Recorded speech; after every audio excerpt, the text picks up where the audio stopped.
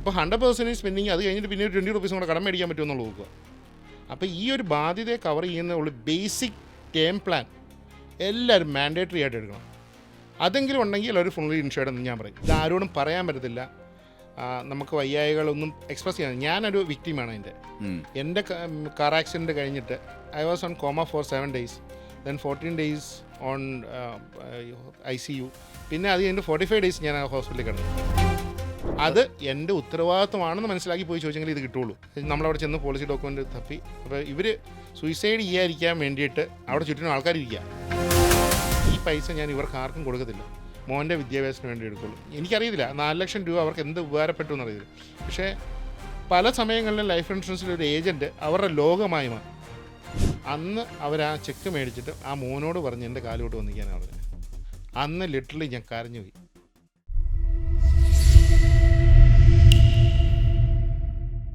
Welcome to അക്യുമെൻസ് 5th podcast.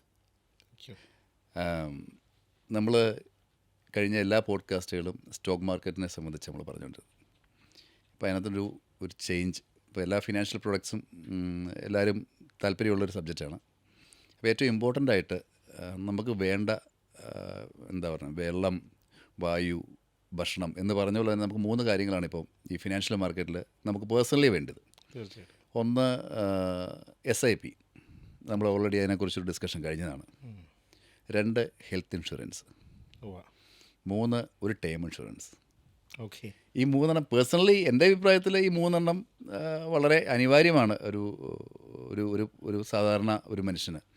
കാരണം register വളരെ കൃത്യമായിട്ട് ഇതിനെക്കുറിച്ച് എന്നേക്കാൾ കൂടുതൽ അറിയാം. ഇത് രജീഷ് ഗോപിനാഥ്, ഇൻഷുറൻസ് എക്സ്പേർട്ടാണ് ഞങ്ങളുടെ അക്യുമെൻ്റെ. അപ്പോൾ രജീഷിന് കൂടുതൽ കാര്യങ്ങൾ ഇതിനെക്കുറിച്ച് എക്സ്പ്ലെയിൻ ചെയ്യാൻ സാധിക്കുമെന്ന് എനിക്ക് 100% ഉറപ്പുണ്ട്. അപ്പോൾ നമുക്കിപ്പോൾ എന്തൊക്കെയാണ് ഇപ്പോഴുള്ള പുതിയ പോളിസീസ്, ഹെൽത്ത് പോളിസീസ്, അല്ലെങ്കിൽ ലൈഫ് ഇൻഷുറൻസിന് എന്തൊക്കെ കുറേ പുതിയ കാര്യങ്ങൾ ഇപ്പോൾ വന്നിട്ടുണ്ട് അല്ലേ? പഴയ പോളിസികളുമായിട്ട് കമ്പയർ ചെയ്യുമ്പോൾ ഇപ്പോൾ ഒരുപാട് പുതിയ പോളിസികൾ നമുക്ക് വന്നിട്ടുണ്ട്. അതിൽ ഒരുമാതിരിപ്പെട്ട പോളിസികളൊന്നും നമുക്ക് ആർക്കും അറിയത്തില്ല. പബ്ലിക്കിന് അറിയാൻ പറ്റില്ല അതിൻ്റെ അഡ്വാൻറ്റേജ് എന്താണ്, ഡിസഡ്വാൻറ്റേജ് എന്താണ്, അല്ലെങ്കിൽ എങ്ങനെ ഒരു പ്രീമിയം എങ്ങനെ കുറയ്ക്കാൻ പറ്റും, ഇങ്ങനെയുള്ള കുറേ കാര്യങ്ങൾ, അതിൻ്റെ എങ്ങനെ നെഗോഷിയേറ്റ് ചെയ്യാൻ പറ്റും, അതിനെക്കുറിച്ചൊക്കെ ഒന്ന് എക്സ്പ്ലെയിൻ ചെയ്യുക എന്നുള്ളതാണ് നമ്മുടെ ഇത്തവണത്തെ പോഡ്കാസ്റ്റിൽ. ഇൻഷുറൻസ് എക്സ്ക്ലൂസീവാണ്. ഇൻഷുറൻസ് ഒരു വലിയൊരു സബ്ജക്റ്റാണ് സാറേ. കാരണം പണ്ട് നമുക്കൊരു ഹെൽത്ത് ഇൻഷുറൻസിന് മുമ്പേ നമ്മൾ നോക്കിയിരുന്ന മെഡിക്ലെയിം മാത്രമേ ഉണ്ടായിരുന്നുള്ളൂ. നമ്മൾ ഹോസ്പിറ്റലിൽ പോകുന്നു, ഒരു നോർമൽ റൂമിൽ കിടക്കുന്നു, റൂം തന്നെ കിട്ടുന്ന വാർഡുകളും അങ്ങനെയൊക്കെയായിരുന്നു. റൂമൊക്കെ ഒരു non-AC റൂമായിരിക്കും അന്നത്തെയൊക്കെ ക്രൈറ്റീരിയ. അപ്പോൾ അതിനകത്ത് ആ ഹോസ്പിറ്റലിൽ പറയുന്ന ഒരു ബില്ല്, അതിലൊരു തുക അവർക്ക് ലഭിക്കുന്നു എന്നുള്ള ഇൻഷുറൻസ് കമ്പനിയിൽ നിന്നുണ്ടായിരുന്നുള്ളൂ. ഓക്കെ. അന്നൊക്കെ വളരെയധികം പൈസ പബ്ലിക് സർവീസ് അണ്ടർടേക്കിങ്സ് ഉണ്ടായിട്ടുണ്ടായിരുന്നു. അതിനുശേഷം IRDA ഫോം ചെയ്യുകയും 2000 നമുക്കത് വരികയും ബാക്കിയുള്ള ഇൻഷുറൻസ് കമ്പനികൾ, പ്രൈവറ്റ് ഇൻഷുറൻസ് കമ്പനികളെ നമുക്ക് പെനിട്രേഷന് വേണ്ടിയിട്ട് ഹെൽപ്പ് ചെയ്തു. കാരണം അതുവരെ നമ്മൾ 2% താഴെ ഉള്ളൂ നമുക്ക് ഇൻഷുറൻസ് പെനിട്രേഷൻ എന്ന് പറയുന്നത് ഇന്ത്യയിൽ. ഇൻഷുറൻസ് പെനിട്രേഷൻ എന്ന് പറഞ്ഞു കഴിഞ്ഞാൽ 2 രീതി നമുക്കെടുക്കാം. ഒന്നെങ്കിൽ എനിക്ക് ഇൻഷുറൻസ് ഉണ്ട്, ആ വ്യക്തി ഓടിക്കുന്നത് ഒരു മെഴ്സഡസ് ബെൻസും അതിന് 68 ലക്ഷം രൂപയും ആ വ്യക്തിക്കുള്ള 1 ലക്ഷം രൂപയുടെ ഇൻഷുറൻസും ഉള്ളവരുണ്ടായിരുന്നു. വണ്ടിക്ക് 68 ലക്ഷം രൂപ മുടക്കി 1 ലക്ഷം രൂപയുടെ സ്വന്തം കവറേജ് എടുത്തിരിക്കുന്നവരുണ്ട്. അവർ ഇൻഷുർഡ് അല്ല എന്ന് തന്നെ പറയാം. അല്പമുള്ളതും ഇല്ലാത്തതും ഒന്നാണ്. അപ്പോൾ അതുകൊണ്ട് പൂർണ്ണമായിട്ടും ഇൻഷുർഡോ ഇല്ലെങ്കിൽ അവരുടെ ഫിനാൻഷ്യൽ സിറ്റുവേഷനെ കവർ ചെയ്യുന്ന രീതിയിലുള്ളൊരു സംഭവമായിരിക്കണം ഇൻഷുറൻസ് വേണ്ട. കാരണം ഫോർ എക്സാമ്പിൾ ഒരു നമ്മൾ തന്നെ ഗവൺമെൻറ് തന്നെ പറഞ്ഞിട്ടുണ്ട്, BPL ഫാമിലി, അതുപോലെ തന്നെ APL പറഞ്ഞിട്ടുണ്ട്, അതിൻ്റെ മേളിലേക്കുള്ള പറഞ്ഞിട്ടുണ്ട്. അപ്പം ഒരു വ്യക്തിയെടുത്ത് പറഞ്ഞ് മനസ്സിലാക്കാത്തതോ ഇല്ലെങ്കിൽ അതിൻ്റെയുള്ള അവയർനെസ് കൊടുക്കാത്തതോ ആണ് ഇൻഷുറൻസ് ഇൻഡസ്ട്രിയിലെ മെയിനായിട്ടുള്ള ശാപം. കാരണം പണ്ടൊക്കെ നമ്മൾ ചെയ്യുന്ന ഒരു ഗൾഫിൽ നിന്ന് ഒരാൾ വരുമ്പം ആ വ്യക്തിയുടെ പുറകെ ഒരു LIC ഏജൻറ്റ് വരും. ഒരു കമ്പനിയുടെ പേര് പറഞ്ഞില്ല. അപ്പം ആ ഏജൻറ്റ് പോകുന്നു, അവൻ്റെ വീട്ടിലേക്കുള്ള സാധനങ്ങളൊക്കെ മേടിച്ചു കൊടുക്കുന്നു. സാറേ ഒരു പോളിസി, ഇതേ പറയുള്ളൂ. എന്താണ് ആ പോളിസി ഉപകാരപ്രദമാകുന്നത്, ഇല്ലെങ്കിൽ അത് അവരുടെ അഭാവത്തിൽ ആ കുടുംബത്തിനെ എങ്ങനെ സംരക്ഷിക്കുമെന്നോ പറഞ്ഞു കൊടുക്കേണ്ട ആരുമില്ലായിരുന്നു. ഇപ്പോഴും നടക്കുന്നുണ്ട് ഫ്രോഡ്സ് അവരുടെ. അതായത് ഇപ്പം ഒരു NRI വന്നു കഴിഞ്ഞാൽ ഈ ശല്യം ഒഴിവാക്കാൻ വേണ്ടി അവർ എന്തെങ്കിലും എടുത്താൽ ഒരു 10,000 രൂപ അല്ലെങ്കിൽ 5,000 രൂപ കൊടുക്കും, അത്രേ ഉള്ളൂ. അല്ലാണ്ട് എന്തിന് ഇത്? ഇപ്പം ഞാൻ പറയുമ്പോഴത്തേക്ക് എപ്പോഴും അവരുടെ ജീവിതത്തിൽ വരുന്ന ഓരോ ഏടുകൾ പറയും. ഇപ്പം ഒരു വ്യക്തി ഇൻഡിവിജ്വലായിരിക്കുമ്പം അവൻ അപ്പോഴേ അവൻ്റെ പെൻഷനെ കുറിച്ച് പ്ലാൻ ചെയ്യുകയാണെങ്കിൽ വളരെ തുച്ഛമായ 1200 രൂപ വെച്ച് ചെയ്യാം. 18 വയസ്സിലോ 20 വയസ്സിലോ ഇപ്പം തൊട്ട് നമുക്ക് സ്റ്റാർട്ട് ചെയ്യുകയാണെങ്കിൽ അവനൊരു ഹ്യൂജ് കോർപ്പസ് ബിൽഡ് ചെയ്യും. അപ്പം അത് ആ പെൻഷനായിട്ട് അവർക്ക് യൂസ് ചെയ്യും. കാരണം ഇപ്പോൾ ഒരു കമ്പനിയും പെൻഷൻ കൊടുക്കുന്നില്ല. അപ്പോൾ അവർ തന്നെ ബാങ്കിൽ സേവിങ്സ് യൂസ് ചെയ്ത് വേണം തീർക്കാൻ. അപ്പം അങ്ങനെ വരുമ്പോഴത്തേക്കും ഉണ്ടാകുന്ന ബുദ്ധിമുട്ടുകൾ ഇത് പറഞ്ഞു കൊടുക്കാം. അപ്പം ആദ്യമുള്ളത് അവരുടെ പെൻഷൻ പ്ലാനിനെ കുറിച്ച് പോകാം. പിന്നെ അവനൊരു കുടുംബമാകുമ്പോഴത്തേക്കും ആ കുടുംബത്തിൻ്റെ സുരക്ഷിതത്വം, കാരണം കുടുംബത്തിനെ സംബന്ധിച്ച് നോക്കുമ്പം അവനൊരു ATM മെഷീനാണ്. എല്ലാ മാസവും നിശ്ചിതമായിട്ടൊരു തുക അവരുടെ കുടുംബത്തിലേക്ക് കൊണ്ടുകൊടുക്കുന്ന വ്യക്തി. ഈ ATM മെഷീൻ ഈ വ്യക്തിക്ക് ഇക്വലൻ്റാണ്. ഈ വ്യക്തി ഇല്ലാണ്ടായാൽ ആര് പൈസ വീട്ടിൽ കൊണ്ടുവിടും? പണ്ടൊക്കെ നമുക്കൊരു കൂട്ടുകുടുംബം പറയായിരുന്നു. ഇപ്പം ന്യൂക്ലിയർ ഫാമിലിയാണ്. ആരും സപ്പോർട്ട് ചെയ്യാനുണ്ടാവില്ല. പല കുടുംബം, ഞാൻ എൻ്റെ ജീവിതത്തിൽ ആകെ 3 ക്ലെയിമേ കൊടുത്തിട്ടുള്ളൂ സാറേ. 3 ക്ലെയിമും വളരെ പെയിൻഫുള്ളായിരുന്നു. അതിനകത്ത് ഒരു മനുഷ്യൻ്റെ വീട്ടിൽ ആദ്യമായിട്ട് ഒരു ചെക്ക് കൊണ്ടുപോയി കൊടുക്കുന്നതോ ഇല്ലെങ്കിൽ ഡ്രാഫ്റ്റ് കൊണ്ടുപോയി കൊടുക്കുന്നതോ പണ്ട് ഒരു ഇൻഷുറൻസ് ഏജൻ്റ് ആയിരുന്നു. ഇപ്പോൾ ഒന്നുമില്ല.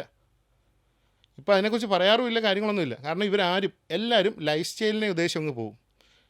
പണ്ടൊക്കെ സേവിങ്സിനെക്കാട്ടിൽ സേവിങ്സ് ആയിരുന്നു കൂടുതൽ. ഒരു 100 രൂപ കിട്ടിക്കഴിഞ്ഞാൽ ഒരു 20 രൂപ സേവ് ചെയ്യുക, 80 രൂപ സ്പെൻഡ് ചെയ്യുക, അല്ലെങ്കിൽ 80 രൂപ സേവ് ചെയ്യുന്നു, 20 റുപ്പീസ് സ്പെൻഡ് ചെയ്യുന്നു എന്നുള്ള. ഇപ്പോൾ 100% സ്പെൻഡിങ്, അത് കഴിഞ്ഞിട്ട് പിന്നെ 20 റുപ്പീസും കൂടെ കടം മേടിക്കാൻ പറ്റുമെന്നുള്ള നോക്കുക. അപ്പോൾ ഈ ഒരു ബാധ്യതയെ കവർ ചെയ്യുന്ന ബേസിക് ടേം പ്ലാൻ എല്ലാവരും മാൻഡേറ്ററി ആയിട്ട് എടുക്കണം. അതെങ്കിലും ഉണ്ടെങ്കിൽ എല്ലാവരും ഫുള്ളി ഇൻഷുർഡ് എന്ന് ഞാൻ പറയും. ടേം പ്ലാൻ എടുക്കാത്തത് വളരെ മണ്ടത്തരമാണെന്ന് നമുക്കറിയാവുന്ന കാര്യം. കഴിഞ്ഞ ദിവസം ഞാൻ നമ്മുടെ തന്നെ ഫോറത്തിൽ ഈ ഇൻഷുറൻസിനെ കുറിച്ച് പോസ്റ്റേഴ്സ് നമ്മളിട്ടപ്പോൾ, ഹെൽത്ത് ഇൻഷുറൻസിനെ കുറിച്ച് പോസ്റ്റേഴ്സ് ഇട്ടപ്പോഴത്തേക്കും വളരെ പെയിൻഫുൾ ആകുന്ന രീതിയിൽ ആൾക്കാർ കമൻറ്റ് ചെയ്യുന്നുണ്ട്. ഇത് പറ്റിക്കലാണ്, അതാണ് ഇതാണ്. ഹെൽത്ത് ഇൻഷുറൻസ് എങ്ങനെ ഒരു പറ്റിക്കലാണെന്ന് എനിക്കിതുവരെ മനസ്സിലാകുന്നില്ല. നേരെ പണ്ടത്തെ കാലത്ത് ലൈഫ് ഇൻഷുറൻസോ അതുമായി ബന്ധപ്പെട്ട യൂലിപ്പ് പോളിസീസ്, ഇങ്ങനെയുള്ള പോളിസീസൊക്കെ പണ്ടത്തെ കാലത്ത് വളരെ മിസ്സെല് ചെയ്തിട്ടുണ്ട്. തീർച്ചയായിട്ടും മിസ്സെല് ചെയ്തിട്ടുണ്ട്. അത് വാസ്തവം നമുക്ക് മറക്കാൻ പറ്റത്തില്ല. 1,00,000 രൂപ പ്രീമിയം കൊടുക്കുമ്പോൾ 80,000 രൂപ വരെ കട്ട് ചെയ്ത് കസ്റ്റമറിൽ നിന്ന് പോകുന്ന പോളിസികൾ പണ്ടുണ്ടായിരുന്നു.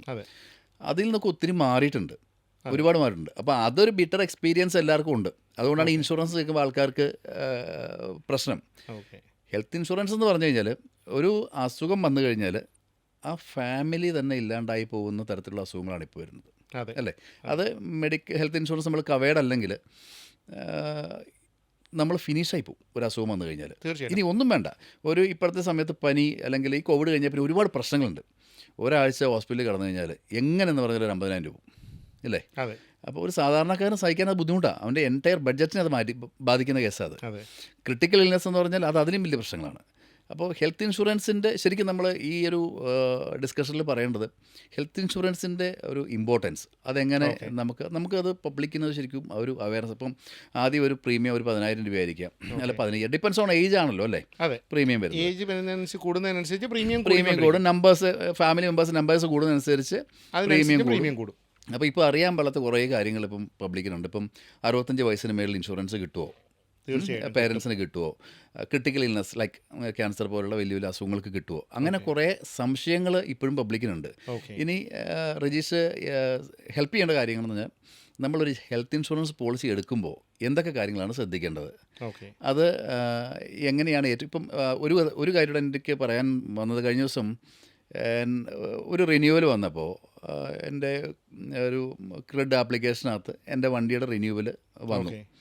ആ റിന്യൂവൽ വന്നപ്പോൾ എനിക്ക് ഏറ്റവും ചീപ്പ് ഒരു കൊട്ടേഷനാണ് കിട്ടിയത്. അപ്പോൾ എന്നെപ്പോലെ തന്നെ ഒത്തിരി ആൾക്കാർ ഈ കൊട്ടേഷൻ റേറ്റ് കുറഞ്ഞ് കാണുമ്പോൾ, ഇപ്പം നമ്മൾ നോർമലി ഒരു ഏജൻറ്റ് റിന്യൂവൽ വിളിക്കുമ്പോഴത്തേക്കും ഫോർ എക്സാമ്പിൾ 15,000 രൂപയാണെങ്കിൽ ഓൺലൈൻ കമ്പനികൾ ഇന്ന് ഏറ്റവും കൂടുതൽ എന്തുവാ വെബ് അഗ്രിഗേറ്റേഴ്സ് ഇങ്ങനെയുള്ള കമ്പനികളിൽ നമുക്ക് തരുന്ന കൊട്ടേഷൻ എന്ന് പറഞ്ഞാൽ ചിലപ്പം 15,000 രൂപയ്ക്ക് പകരം അവർ തരുന്നത് 9,000 രൂപയായിരിക്കാം, 9,000 റുപ്പീസ്. അപ്പോൾ നോർമലി ഒരു മനുഷ്യനെ സംബന്ധിച്ച് 6,000 രൂപ ഡിഫറൻസ് ആണ്. അവൻ സ്ഥിരം ചെയ്തുകൊണ്ടിരിക്കുന്ന ഏജൻറ്റിനെ വിളിച്ചിട്ട് പറയും നിങ്ങൾ എന്നെ ചീറ്റ് ചെയ്തു, 15,000 രൂപയ്ക്ക് അവർ 9,000 രൂപയ്ക്ക് ഇന്ന കമ്പനി ഓൺലൈനിൽ എനിക്ക് എടുക്കാൻ പറ്റും. പിന്നെ ഒരു ക്ലെയിമുമായിട്ട് പോകുമ്പോഴത്തെ പ്രശ്നങ്ങൾ അത് വേറെ. അപ്പോൾ ഇങ്ങനെയുള്ള ജനറൽ ആയിട്ടുള്ള കുറച്ച് കാര്യങ്ങൾ നമ്മുടെ കസ്റ്റമേഴ്സിന് വേണ്ടിയിട്ടും ഒന്ന് എക്സ്പ്ലെയിൻ ചെയ്താൽ കൊള്ളാം. സാർ പറഞ്ഞ ഹെൽത്ത് ഇൻഷുറൻസിൻ്റെ വളരെ കറക്റ്റാണ്. കാരണം ഇപ്പം നമ്മുടെ മാർക്കറ്റിൽ ഈ പ്രൈസ് കമ്പാരിസൺ ഒരു ഇഷ്യൂ ആണ്. പക്ഷേ അതിനകത്ത് എപ്പോഴും ശ്രദ്ധിക്കേണ്ടത് good things comes on a price. Correct. അപ്പം അതിന് പ്രൈസ് കൊടുക്കണം. കാരണം പൊതുവേ എല്ലാവർക്കും കൊടുക്കുന്ന ഏറ്റവും ലോവർ കോട്ട. അതെ. നമ്മളൊരു മാരുതിയുടെ ഷോറൂമിൽ പോയി ഒരു കാർ എടുക്കാൻ പോകുന്നു. അവൻ അവിടെ പറഞ്ഞിരുന്നു 6,40,000 രൂപയ്ക്ക് മാരുതി കാർ കിട്ടും. അതിന് AC ഉണ്ടാവുള്ളൂ, പവർ സ്റ്റിയറിംഗ് ഉള്ളൂ, വേറെ ഒരു ഫീച്ചർ പവർ വിൻഡോ കാണത്തില്ല, ഓഡിയോ സിസ്റ്റം കാണത്തില്ല, ഒന്നും കാണത്തില്ല. ഇതെല്ലാം പിന്നെ ആഡ് ചെയ്യുന്നത്. അതിന് പകരം നമ്മളെപ്പോഴും പറയുമ്പം ആ കസ്റ്റമറിൻ്റെ വേണ്ട ആഡ് ഓൺസ് എന്തൊക്കെയാണെന്ന് ചോദിക്കും. ഇപ്പം ഫോർ എക്സാമ്പിൾ ഒരു സാധാരണക്കാരനൊരു വ്യക്തിയാണെന്നുണ്ടെങ്കിൽ ഞാൻ ആ വ്യക്തിയോട് സിംഗിൾ റൂമിൻ്റെ ഓപ്ഷനേ കൊടുക്കുകയുള്ളൂ. എന്നാൽ അവരുടെ ലൈഫ് സ്റ്റൈൽ കുറച്ച് കൂടുതലാണെങ്കിൽ ഞാൻ പറയും സാർ റൂമിന് ക്യാപ്പിംഗ് ഇല്ലാത്ത പോളിസി എടുക്കുക. റീസൺ എന്താണെന്ന് വെച്ചാൽ 3 കാര്യങ്ങൾ നമ്മൾ ശ്രദ്ധിക്കണം ഒരു ഹോസ്പിറ്റൽ അഡ്മിറ്റ് ആകുമ്പോൾ.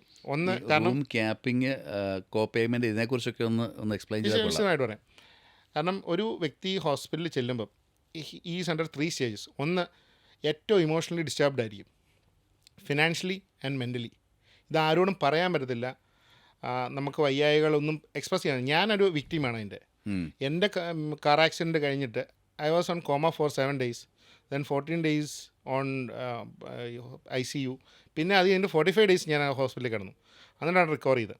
അപ്പോൾ ഇതിനകത്ത് എനിക്ക് വന്ന പ്രശ്നം എന്താണെന്ന് ചോദിച്ചാൽ എന്നെ നോർമൽ റൂമിലേക്കാണ് എടുത്തത്. അന്നെടുത്ത് 1.5 ലക്ഷം രൂപയുള്ളൂ. ഇതുപോലെ തന്നെ സാറ് പറഞ്ഞ പോലെ തന്നെ ഗൾഫുകാരൻ്റെ അതേ കഥ. ഞാനവിടെ ചെന്നു, ഒരു ഫ്രണ്ട് വന്നു, എടാ ഒരു പോളിസി എടുക്കണം, എനിക്ക് ടാർജറ്റ് ആവണം. എന്നാൽ ശരി, 12,000 അങ്ങ് എടുത്തേര് എന്നേ ഞാൻ പറഞ്ഞുള്ളൂ. അതുവരെ ഞാൻ ലൈഫ് ഇൻഷുറൻസ് സെല്ല് ചെയ്യായിരുന്നു. അപ്പം ലൈഫ് ഇൻഷുറൻസിനകത്ത് മരിക്കുന്ന കാര്യത്തിൽ മതി. ഈ മരിക്കുന്നതിൻ്റെ ഇടയിലൊരു കാര്യമുണ്ട്, ജീവിച്ചിരിക്കുന്നു, വയ്യാതായാൽ. അതിനെക്കുറിച്ച് ഞാൻ അത്രയും ബോധേടല്ലായിരുന്നു. ഇപ്പോഴും അതിനെക്കുറിച്ച് ബോധമില്ല. അതായത് അസുഖം വരുമെന്ന് ആരും എക്സ്പെക്ട് ചെയ്യുന്നില്ല. അതാണ് ഈ ഹെൽത്ത് ഇൻഷുറൻസ് ഇപ്പോഴും ഇങ്ങനെ ആൾക്കാരെടുക്കാൻ ബുദ്ധിമുട്ട്. ഇപ്പോൾ നമ്മൾ സ്റ്റാറ്റിക്സ് നോക്കുമ്പോൾ ഇന്ത്യയിലെ 37% ഇൻഷുവേർഡ് എന്ന് പറയുന്നു. രജീഷ് പറയുന്നത് നോട്ട് ഫുള്ളി ഇൻഷുവേർഡ്. രജീഷ് പറഞ്ഞത് വെച്ചിട്ട് ബേസിക്കലി 2 to 3% മാത്രമേ ഫുള്ളി ഇൻഷുവേർഡ് ഉള്ളൂ. Fully insured. അപ്പോൾ മുമ്പേ രജീഷ് പറഞ്ഞ പോലെ നമ്മളൊരു കാർ ഷോറൂമിൽ ചെല്ലുമ്പം ബേസ് വണ്ടിയുടെ പ്രൈസ് അവർ എഴുതി വെച്ചിരിക്കുന്നത്. അതെ അല്ലേ? ഫുൾ ഓപ്ഷൻ്റെ അല്ല.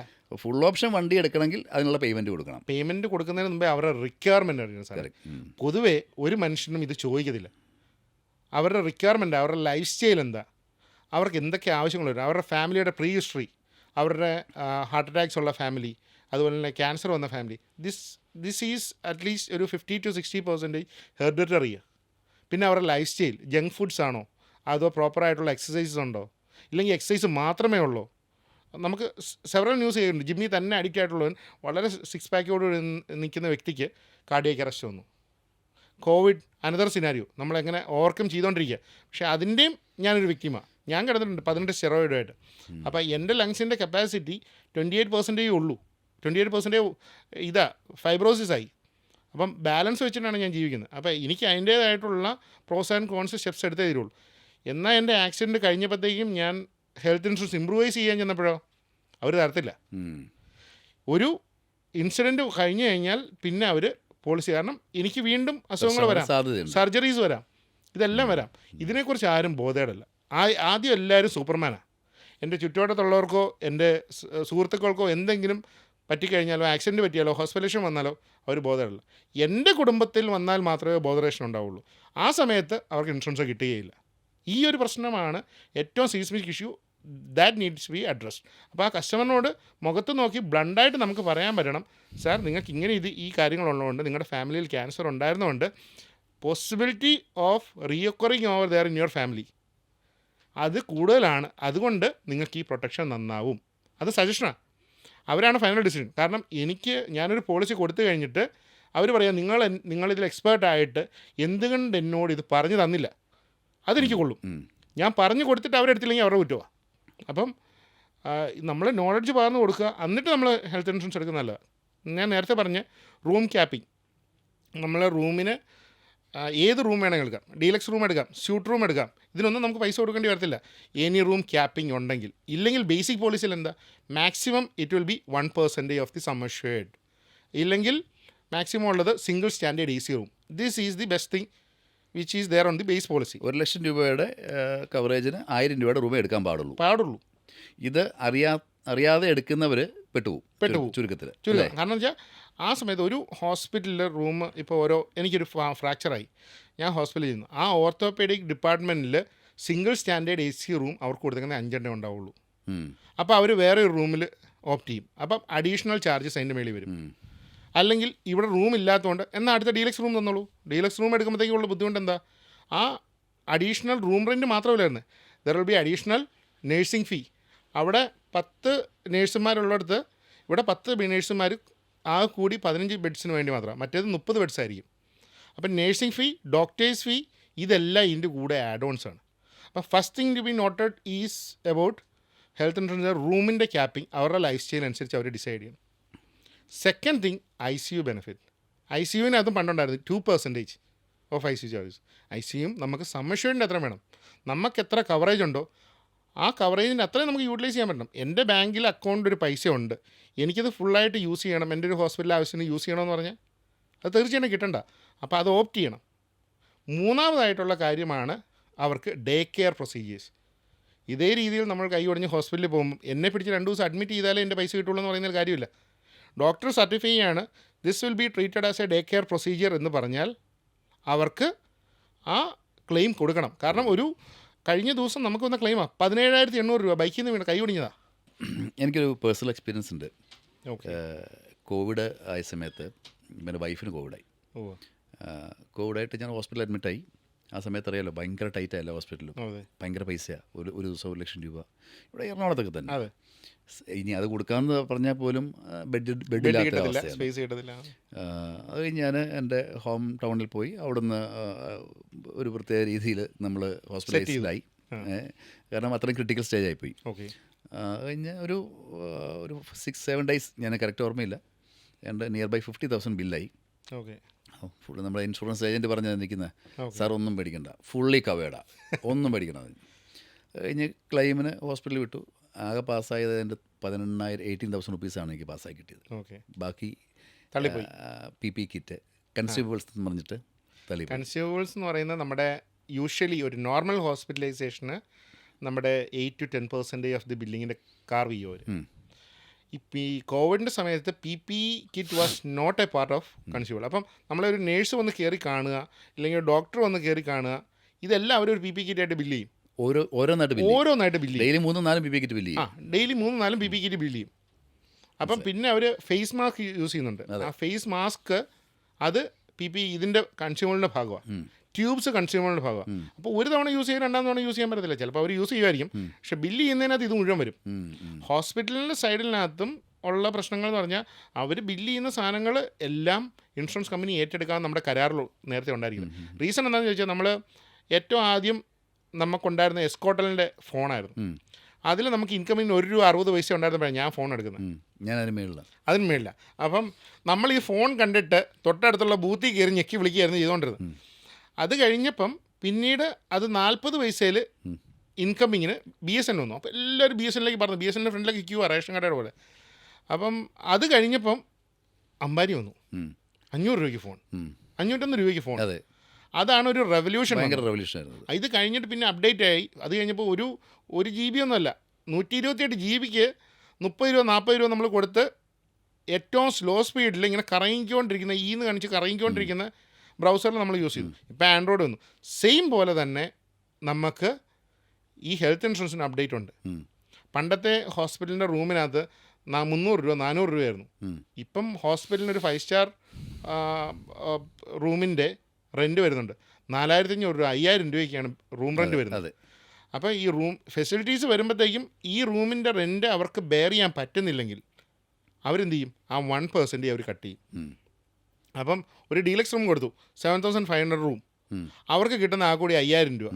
പിന്നെ നേഴ്സിംഗ് ഫീ പോയി, ഡോക്ടറിൻ്റെ ഫീ അതും കിട്ടത്തില്ല. അപ്പം തികച്ചും ഒരു കസ്റ്റമറിൻ്റെ പോയിൻ്റ് ഓഫ് വ്യൂവിൽ നോക്കുമ്പം ഞാൻ ഇതിലേക്ക് അടച്ച പൈസ വെറുതെ ആയി പോകുമോ? അത് പലർക്കുമുള്ളൊരു സംശയമാണ്. അപ്പോൾ അതുകൊണ്ട് നമ്മളത് എപ്പോഴും കറക്റ്റ് ചെയ്യാൻ വേണ്ടി നോക്കും. അപ്പം PP കിറ്റിൻ്റെ അപ്പം ഞാൻ ആദ്യം പറഞ്ഞത് റൂം റെൻറ്റിനാണെങ്കിൽ, രണ്ടാമത് സാറ് പറഞ്ഞ പോയിന്റിൽ വരുമ്പോഴത്തേക്കും കൺസ്യൂമബിൾ കവറേജ് മാൻഡേറ്ററിലി ഓപ്റ്റ് ചെയ്യണം. അങ്ങനെ ഉണ്ടെങ്കിൽ മാത്രമേ ഉള്ളൂ ഈ ഒരു പെർസെൻറ്റേജ് കാർവ് ചെയ്ത് പോകത്തുള്ളൂ. അതിനകത്ത് ഒരു സാധനം മാത്രമേ ഇപ്പം കവേർഡ് ആയിട്ടില്ലാത്തേ ഉള്ളൂ, കോട്ടൺ ബഡ്സ്.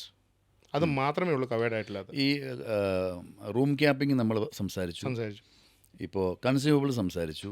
ഇനി എന്താ നമ്മൾ ശ്രദ്ധിക്കാനുള്ളത്? ഇനി ഉള്ളതാണ് നമുക്ക് റെസ്റ്റോറേഷൻ ഫെസിലിറ്റി. ഞാൻ അത് കഴിഞ്ഞിട്ട് ഒരെണ്ണം ഞാൻ പറഞ്ഞായിരുന്നു, എൻ്റെ ഇടയ്ക്ക് അത് കട്ടായിപ്പോയി. അത് ആണ് ഡേ കെയർ പ്രൊസീജിയർ. അത് സംസാരിച്ചായിരുന്നു. ഓക്കെ, ഡേ കെയർ പ്രൊസീജിയർ നമുക്ക് മാൻഡേറ്ററി ഉള്ള പ്ലാൻ ആയിരിക്കണം. പിന്നെ ഉള്ളതാണ് അൺലിമിറ്റഡ് റെസ്റ്റോറേഷൻ. ഉദാഹരണത്തിന് ഞാൻ എൻ്റെ ഫാമിലിയുടെ കൂടെ ഒരു പോളിസി എടുത്തു. ഞാൻ ആ പോളിസിക്കകത്തുള്ള എനിക്കിപ്പോൾ മാക്സിമം കിട്ടിക്കുന്ന 10 ലക്ഷം രൂപ ഉള്ളൂ. അതിന് മേളിലേക്ക് എൻ്റെ ഹെൽത്ത് അവർ തരത്തില്ല. 1.5 ലക്ഷം രൂപ ഞാൻ 10 ലക്ഷം രൂപ 15 വർഷം ഞാൻ വെയിറ്റ് ചെയ്യേണ്ടി വന്നു ആക്സിഡൻറ്റ് കഴിഞ്ഞിട്ട്. എന്നിട്ടാണ് എനിക്ക് കഴിഞ്ഞ വർഷമാണ് എനിക്കിത് 10 ലാക്സ് ആയിട്ട് ഹെൽത്ത് ചെക്കപ്പോട് കൂടിയിട്ട് ഞാൻ എടുത്തത്. ഇത് കഴിഞ്ഞിട്ട് ഒരു ആക്സിഡൻറ്റ് വരികയാണെങ്കിൽ ഇപ്പോൾ എനിക്ക് 10 ലക്ഷം രൂപയുടെ കവറേജ് ഉള്ളൂ ടോട്ടൽ ഫാമിലിയിൽ. അപ്പോൾ എൻ്റെ നിലവിലുള്ള ഇപ്പോഴത്തെ പ്ലാനിൽ അൺലിമിറ്റഡ് റിസ്റ്റോറേഷൻ ഉള്ളതുകൊണ്ട് ഞാൻ ഈ 10 ലക്ഷം രൂപ യൂസ് ചെയ്ത് കഴിഞ്ഞാലും എനിക്ക് വീണ്ടും ഒരു തവണയും കൂടി ഈ 10 ലക്ഷം രൂപ ആഡ് ഓൺ ചെയ്യാം. അതിനകത്താണ് അൺലിമിറ്റഡ് റിസ്റ്റോറേഷൻ എന്ന് പറയുന്നത്. ലിമിറ്റഡ് റിസ്റ്റോറേഷൻ ഉണ്ട് എന്ന് വെച്ചാൽ എനിക്ക് ഒരു അപകടം വന്നു, അതിനകത്ത് 10 ലക്ഷം രൂപ കിട്ടി, എൻ്റെ വൈഫിന് മറ്റൊരു അപകടം വരികയാണെങ്കിൽ നമുക്ക് അതിനും വീണ്ടും 10 ലക്ഷം രൂപ കിട്ടും. അപ്പം similar disease for different person or different disease for a same person, ഈ കൺസെപ്റ്റിൽ അത് വർക്ക് ചെയ്യും. അപ്പോൾ അതുകൊണ്ട് നമ്മൾ നോക്കേണ്ടതാണ് റിസ്റ്റോറേഷൻ ഫെസിലിറ്റി. അതുപോലെ ഈ pre existing PED okay, pre existing disease അതെ, അത് റിവീൽ ചെയ്യണം എന്നുള്ളത് മസ്റ്റാണ്, മാൻഡേറ്ററിയാണ്. അത് ഇനിയിപ്പോഴത്തെ പുതിയ റൂൾ വെച്ചിട്ട് ക്ലെയിം വന്നു, അത് റിവീൽ ചെയ്തില്ലായിരുന്നുവെങ്കിൽ ക്ലെയിം റിജക്റ്റ് ആവും അല്ലേ? കാരണം വോയിഡ് അബിനിഷ്യോ എന്നാണ് അതിൻ്റെ വേർഡ്. ഓക്കെ, അതിനകത്ത് you need to disclose all the truths over there to an insurance company. അത് പറഞ്ഞില്ലെങ്കിൽ അവരടച്ച പ്രീമിയം തുക വരെ തിരിച്ചു കൊടുക്കണ്ട ഇൻഷുറൻസ് കമ്പനിക്ക്. അടച്ച പൈസ പോലും തിരിച്ചു കിട്ടില്ല. കാരണം കള്ളത്തരം പറഞ്ഞാണ് ഒരു കോൺട്രാക്റ്റ് സെറ്റ് ചെയ്തത്. അപ്പോൾ അതിനകത്ത് വളരെ വ്യക്തമായിട്ട് ചോദിക്കുന്നുണ്ട്. ഞാനൊരു കസ്റ്റമറിനോട് ചോദിക്കുകയാണെങ്കിൽ ഞാൻ പറയും, സാറേ ഈ റീസെൻ്റ്ലി ഒരു ലാസ്റ്റ് 6 മന്ത്സിൽ എന്തെങ്കിലും ഒരു അസുഖമായിട്ട് നീ വന്നിട്ടുണ്ടോ, ഇല്ലെങ്കിൽ ലാസ്റ്റ് 6 ഇയേഴ്സിൽ നിങ്ങളുടെ ഫാമിലിയിൽ എന്തെങ്കിലും ഹെൽത്ത് കണ്ടീഷൻ വ്യത്യാസമുണ്ടോ, ഇല്ലെങ്കിൽ ഒരു 25,000 മേളിൽ ബില്ല് അടിച്ചിട്ടുള്ള ഏതെങ്കിലും ഹോസ്പിറ്റലൈസേഷൻ റീസെൻ്റ് ഉണ്ടോ. അപ്പോൾ ഓരോന്നും നമ്മൾ ട്രിഗർ ചെയ്ത് ചോദിക്കും. ചിലപ്പോൾ അവർ ഓർക്കത്തില്ലായിരിക്കും. അപ്പോൾ നമ്മൾ ചോദിച്ച് അവരുടെ അടുത്ത് മനസ്സിലാക്കണം. അത് എൻ്റെ ഉത്തരവാദിത്വമാണെന്ന് മനസ്സിലാക്കി പോയി ചോദിച്ചെങ്കിൽ ഇത് കിട്ടുള്ളൂ. അതായത് life style disease, diabetic, cholesterol, ഇതെല്ലാം ഡിക്ലെയർ ചെയ്യണം നമ്മളല്ലേ? അത് ഡിക്ലെയർ ചെയ്യണം. പക്ഷേ ഇപ്പോൾ ഒരു ഗുണം എന്ന് പറഞ്ഞാൽ പണ്ട് 3 വർഷം വെയിറ്റിംഗ് പീരീഡും 2 വർഷം വെയിറ്റിംഗ് പീരീഡും ഉണ്ടായിരുന്ന പ്ലാനിന് ഇപ്പം നമുക്ക് 30 ദിവസം മാത്രം വെയിറ്റിംഗ് പീരീഡ് വെച്ച് അത് ആഡ് ചെയ്യാം. പണ്ട് 1 വർഷം കഴിഞ്ഞാൽ ഇതൊക്കെ കവർ ആവുള്ളൂ. 2 വർഷം കഴിഞ്ഞാൽ ഇപ്പോൾ അത് 30 ഡേയ്സ് കഴിഞ്ഞാൽ നമ്മൾ കവർ ചെയ്ത് കൊടുക്കാം. ഇപ്പോൾ ഈ ഒരു 5 പേരൊക്കെ ഉള്ളൊരു ഫാമിലി, ഫാദർ, മദർ, ബാക്കി വൈഫ്, അങ്ങനെ 5 പേരുള്ളൊരു ഫാമിലിയിൽ ഒരു ഇൻഷുറൻസ് പോളിസി എടുക്കണം. ഒരു 10 ലക്ഷം രൂപ പോളിസി. ഒബ്വിയസ്ലി ഒരു 25,000 മുതൽ 30,000 വരെയൊക്കെ പ്രീമിയം വരാം. ഡിപ്പെൻസ് ഓൺ ഏജ് അല്ലേ? പിന്നെ അവരുടെ ഹെൽത്ത് ഏജ് നോക്കും. ഈ BP അങ്ങനെ ഉണ്ടോ എന്നുള്ളത്. അതെ, ഈ PED നോക്കും. അതെല്ലാം കഴിഞ്ഞിട്ടാണ് അതിൻ്റെ ഒരു പ്രീമിയം കാൽക്കുലേഷൻ വരുന്നത്. അപ്പോൾ ഇത് വൺ ഷോട്ടൊക്കെ ചിലർ ഈ സാധാരണ ഇതെന്താ ഹെൽത്ത് ഇൻഷുറൻസ് എടുക്കാൻ ബുദ്ധിമുട്ടെന്ന് ചോദിച്ചാൽ, ഈ വൺ ഷോട്ട് എടുത്തു കഴിഞ്ഞാൽ ഇത്രയും ഈ ഫാമിലി ബഡ്ജറ്റിനെ ബാധിക്കും. അപ്പോൾ ഇതെന്തെങ്കിലും EMI ഓപ്ഷൻസ് അങ്ങനെ വല്ലതും ഉണ്ടോ? ഇഷ്ടംപോലെ കമ്പനികൾ EMI ഓപ്ഷൻസ് കൊടുക്കുന്നുണ്ട്. EMI നമുക്ക് അവരുടെ പ്രീമിയം അവരിലേക്ക് നേരത്തെ കിട്ടും. പണ്ട് നമ്മൾ EMI ഓപ്ഷൻ കൊടുത്തുകൊണ്ടിരിക്കുമ്പോൾ എന്ത് ചെയ്യുമെന്ന് വെച്ചാൽ എല്ലാ മാസവും പിടിച്ചു പോകുമായിരുന്നു. ഒരു സ്റ്റാൻഡിലുള്ള ഒരു ഇൻഷുറൻസ് കമ്പനി എല്ലാ മാസവും പിടിച്ചു പോകുന്നുണ്ടെങ്കിൽ 2 മാസം അടച്ചു, 3-ാമത്തെ മാസം ആ വ്യക്തിക്ക് അപകടം വന്നാൽ ബാക്കിയുള്ള 9 മാസത്തെ പ്രീമിയം അവർ പിടിക്കും. ആ ഇൻഷുറൻസ് കമ്പനി പിടിച്ചിട്ടേ അവർക്ക് ആ പൈസ കൊടുക്കുള്ളൂ. അപ്പോൾ അവൻ്റെ സാമ്പത്തിക സന്തുലിതാവസ്ഥ എന്ന് പറയുന്നത് തികച്ചും താറുമാറായി പോകും. അവൻ പ്രതീക്ഷിച്ച 12,000 രൂപ അല്ലെങ്കിൽ 25,000 രൂപ കിട്ടുന്ന സ്ഥാനത്ത് അവന് 6,000 രൂപ കിട്ടിയിട്ടുള്ളൂ. ബാക്കി മുഴുവൻ ഇൻഷുറൻസ് കമ്പനി പിടിച്ചു. അപ്പോൾ ഇപ്പം നമുക്ക് അതിനുവേണ്ടി ഫിനാൻസ് കൊടുക്കുന്ന ഫൈവ് എന്ന് പറഞ്ഞൊരു ഫിനാൻസ് കമ്പനിയുണ്ട്. ആക്സോ എന്ന് പറഞ്ഞൊരു ഫിനാൻസ് കമ്പനിയുണ്ട്. ഇതെല്ലാം ആ ഇൻഷുറൻസ് കമ്പനി അവരുടെ സിബിൽ സ്കോർ നല്ലതാണെങ്കിൽ നമുക്ക് പ്രൊവൈഡ് ചെയ്യാൻ പറ്റും. അതുപോലെ ഈ നമ്മളിപ്പം IP മാത്രമാണ് മെഡിക്ലെയിം ക്ലെയിം കിട്ടുന്നുള്ളതാണ് ഇപ്പോഴത്തെ ഒരു ധാരണ, തെറ്റായ ധാരണ. അപ്പോൾ OP കിട്ടുന്നതിന് അതെന്താ ചെയ്യേണ്ടത്? OP ഇപ്പം പോയി ഓപ്റ്റ് ചെയ്യാം, പക്ഷേ അൺലിമിറ്റഡ് അല്ല. OP ഈസ് ലിമിറ്റഡ് എന്ന് വെച്ചാൽ 10 ക്ലെയിംസ് ഇല്ലെങ്കിൽ 5 ടൈംസ് കൺസൾട്ടേഷൻ. ലോഞ്ച് ആക്സസ് പോലെ ഒരു ക്വാർട്ടർ 2 പ്രാവശ്യം പോകാൻ പറ്റും, 2 തവണ പോകാൻ പറ്റുള്ളൂ. ഇല്ലെങ്കിൽ ഒരു വർഷത്തിലേക്ക് അവരെടുക്കുന്നത് 10 തവണ നമുക്ക് എടുക്കാം.